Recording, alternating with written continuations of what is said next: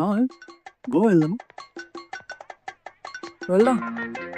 మన గోపిగాడికి 10,000 అప్పుందాం. అది తీర్చిన తర్వాత వెళ్దాం గోవా. వెళ్దాం. వెళ్దాం వెళ్దాం వెళ్దాం అరకైనా వెళ్దామా? వెళ్దాం. ఆనంద్ గాడికి 8,000 అప్పున్నాం. అది తీర్చిన తర్వాత అరకు వెళ్దాం.